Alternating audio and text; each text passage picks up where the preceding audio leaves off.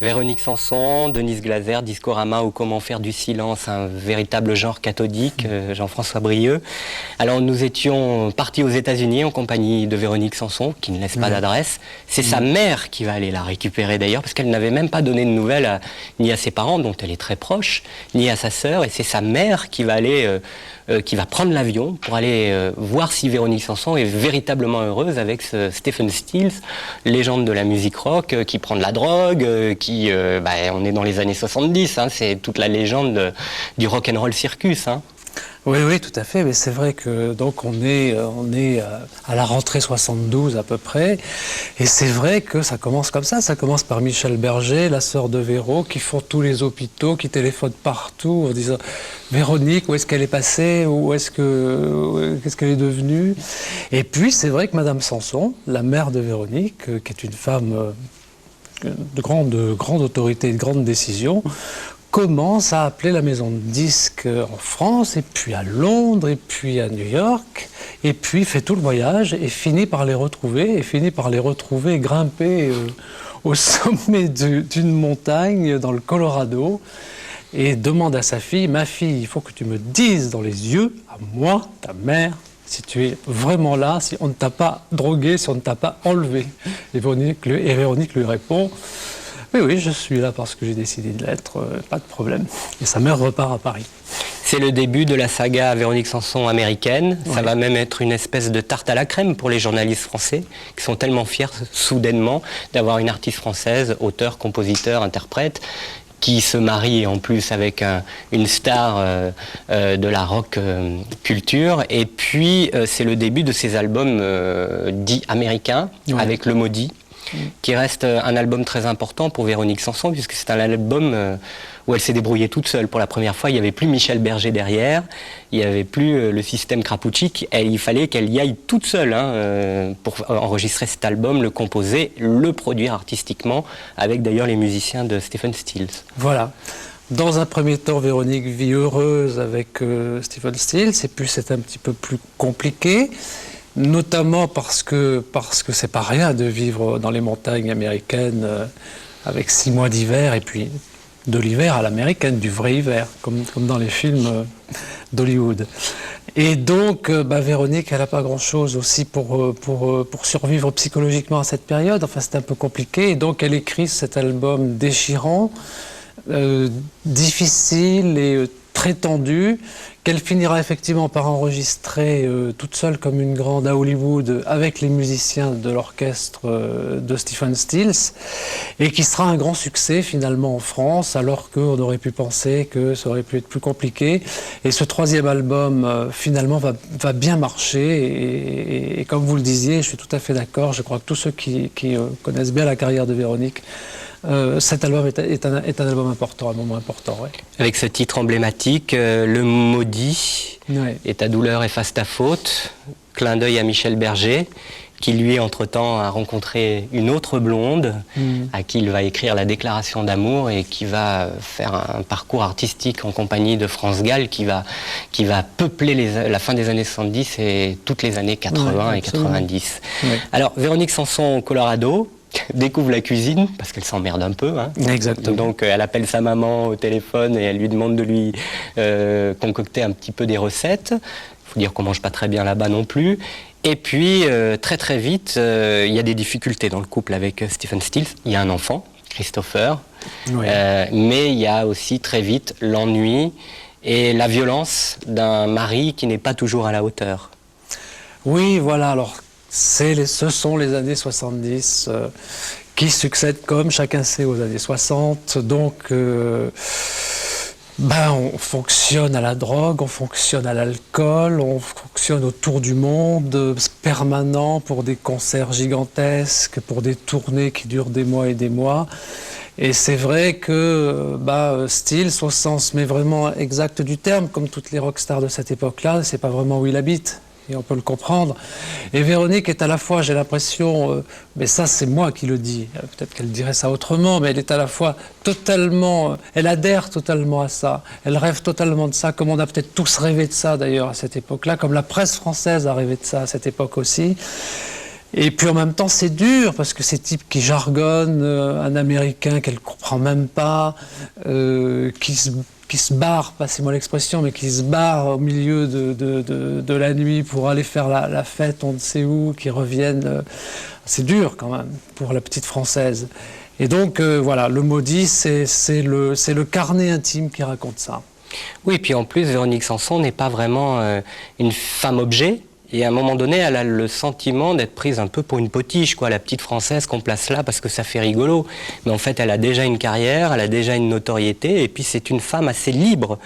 Et vous dites quelque chose de très intéressant qu'on n'avait jamais lu auparavant, c'est que Véronique Sanson a un démon, enfin elle en a plusieurs, hein, comme beaucoup de gens, mais son démon principal, c'est le danger. Elle a une attirance, je dirais presque viscérale pour le danger.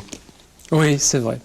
Mais ça, je crois que c'est un point commun quand même à beaucoup de stars. Je parlais d'Hendrix tout à l'heure. Je pense qu'on pourrait parler de Jim Morrison, puisque Véronique Sanson était dans la même maison de disques que Jim Morrison à ses débuts.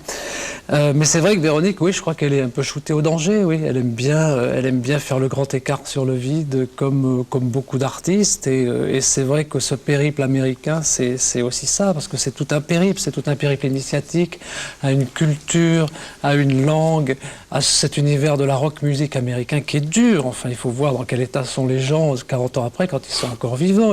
C'est des momies, ils sont graves quand même. Vous dites qu'il n'y en a pas beaucoup qui ont résisté, hein? Non. Et Véronique, elle a résisté, elle a continué à enregistrer des albums. Elle rencontre un personnage extrêmement important dans sa carrière artistique, c'est Bernard Saint-Paul, Oui.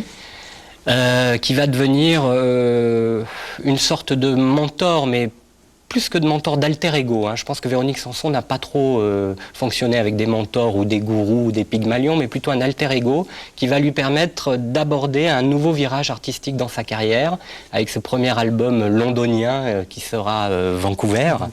Premier disque d'or de Véronique Sanson, premier album d'or de Véronique Sanson, et puis ensuite Hollywood, avec cette chanson Bernard Song, qui était une chanson dédiée à Bernard Saint-Paul. Donc là, c'est une nouvelle ouverture dans la carrière de Véronique. Oui, parce que à la fois, je crois qu'elle intègre de plus en plus cette culture anglo-saxonne. Dans les deux premiers albums, c'est une culture qu'elle voit de l'extérieur, qu'elle voit de Paris. Et là, tout d'un coup, elle la voit vraiment à la fois de New York, à la fois de Los Angeles, puis effectivement de Londres. Et Saint-Paul a un petit peu le même parcours, ils ont un peu le même âge, c'est pas du tout le même milieu à la base. Bernard Saint-Paul, c'est le petit mec qui s'est fait tout seul. Ah oui. Et ça change les choses. Mais en même temps, c'est vrai que tous les deux, c'est un tandem très pittoresque à voir, hein, parce qu'ils sont tout le temps en train de s'engueuler. Enfin, c'est compliqué, là. Ils ont des relations, c'est explosif en permanence. Oui, et puis il y a eu une rupture. Il y a eu une rupture très profonde. Très profonde, ouais. Et puis des retrouvailles profondes aussi au début des années 90. Absolument. Et donc, Vancouver, c'est la synthèse un peu de tout ça. C'est un album que j'aime beaucoup. Ouais. Et là aussi, que j'ai découvert après coup. Et qui est peut-être le premier album que j'ai vraiment compris de Véronique Sanson. Et notamment avec cette chanson sur Vancouver, qui semble être une chanson sur un port, mais qui en fait est une chanson sur justement la dérive de ces musiciens à travers le monde, les cheveux collés au front des musiciens, qui est la chanson de la dérive de ces années où tous ces gens vivent dans des avions, parce qu'en fait ils vivent dans des avions, dans des aéroports et dans des motels. Et Hollywood, qui arrive quelques années plus tard, c'est aussi, alors c'est une Véronique Sanson sophistiquée, elle qui ne l'est pas vraiment, mais c'est aussi un album qui artistiquement va marquer, puisque c'est presque l'entrée pas dans la dance music, mais dans la disco. Il y a des cuivres, il y a des cordes, il y a une énorme production dans cet album, et puis il y a aussi un son que les magazines rock de l'époque, que ce soit Best ou Rock and Folk, vont reconnaître comme un des premiers albums rock français ou pop français très important dans l'histoire de la variété française. Oui, c'est un album majeur, c'est un album en noir et blanc, sa pochette est en noir et blanc. Et on rigole de voir Véronique avec son rouge à lèvres et sophistiqué. Par ailleurs, la pochette a quelque peu vieilli, on va dire. Oui, elle est belle. Hein. Mais elle est belle, oui. Et elle est un peu marrante, oui. Et c'est vrai que c'est un album où il y a un son énorme.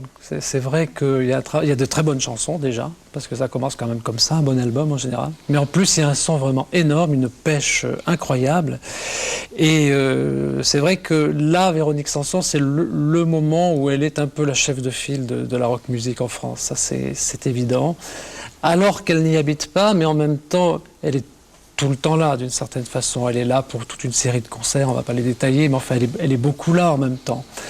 Et elle ne rentre pas en France aussi, alors que Stephen Stills et elle, ça ne va plus du tout. Vous dites même qu'il est violent à son encontre. Il est violent, oui. Il est très violent avec Véronique. Il est violent avec son entourage aussi, tous les gens qui approchent Véronique.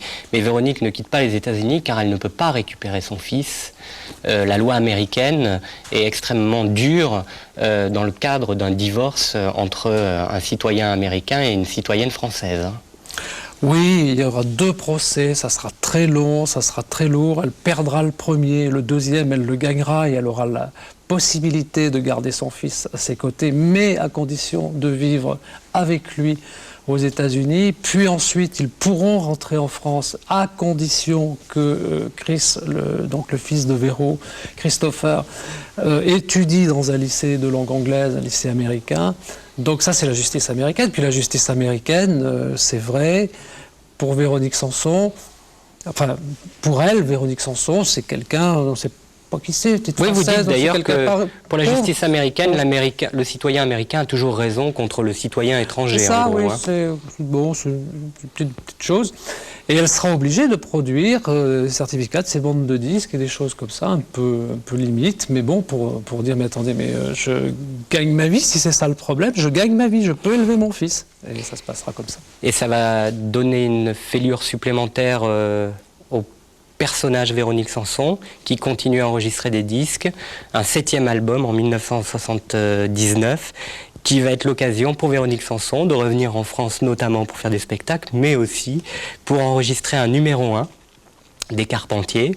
Là aussi, c'est un document qu'on a rarement vu dans son intégralité, puisque Véronique Sanson y est très sobre, avec la même tenue vestimentaire que sur le disque, c'est-à-dire ce t-shirt bleu et le pantalon rose. Et elle est entourée de ses amis de l'époque, Michel Jonas, Plastique Bertrand qu'elle aime beaucoup. C'est un peu elle qui avait poussé Plastique Bertrand lors d'une rencontre sur un plateau des Rendez-vous du dimanche avec Michel Drucker, lorsqu'il chantait Sa plaine pour moi en disant « Mais il y a des choses comme ça en France, c'est formidable !» Et là, il chante tout petit la planète, on croirait du R aujourd'hui. Il y a Catherine Lara, sa copine de toujours, Patrick Juvet, qui chante Swiss Kiss, et un duo, Serge Gainsbourg, Véronique Sanson, sur la javanaise. Et bien sûr Véronique, dont une version de Ma Révérence, une chanson bouleversante et assez emblématique de l'univers de Véronique Sanson, qu'elle chante piano, violon. Voilà, ça c'est en octobre 1979. Vous restez avec moi, Jean-François Brieuc, et on continue à parler de Véronique Sanson juste après ce numéro 1.